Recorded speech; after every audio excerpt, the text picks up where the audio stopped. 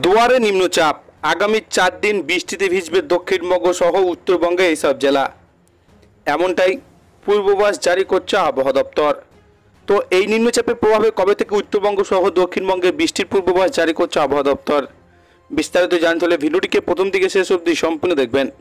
আর এই ধরনের লেটেস্ট খবরগুলি সবারই প্রথম পাওয়ার জন্য চ্যানেলটিকে সাবস্ক্রাইব করে আমাদের সঙ্গে থাকবেন।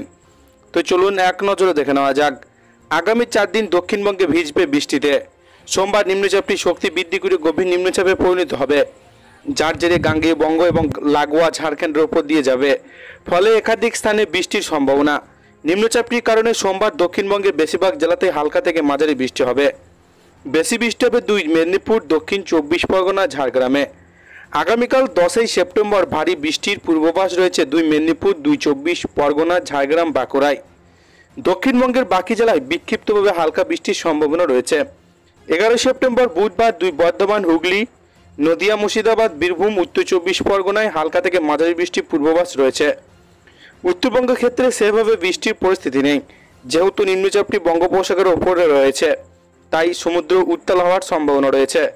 11 সেপ্টেম্বর পর্যন্ত গভীর সমুদ্রে মৎস্যজীবীদের যেতে নিষেধ করা হয়েছে।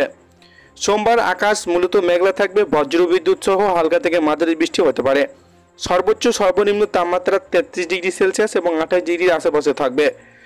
রবিবার কলকাতা এবং তার পার্শ্ববর্তী এলাকার সর্বোচ্চ তাপমাত্রা ছিল 34.2 ডিগ্রি সেলসিয়াস, সর্বনিম্ন তাপমাত্রা ছিল 28.9 ডিগ্রি সেলসিয়াস। বাতাসের আপেক্ষিক আর্দ্রতা ছিল সর্বোচ্চ 86%, সর্বনিম্ন 58%। তো এইসব আজকের লেটেস্ট খবর। ভিডিওটিকে ভালো লাগলে লাইক করবেন। এই ধরনের খবরগুলি সবারই প্রথম পাওয়ার জন্য চ্যানেলটিকে সাবস্ক্রাইব করে আমাদের সঙ্গে থাকবেন।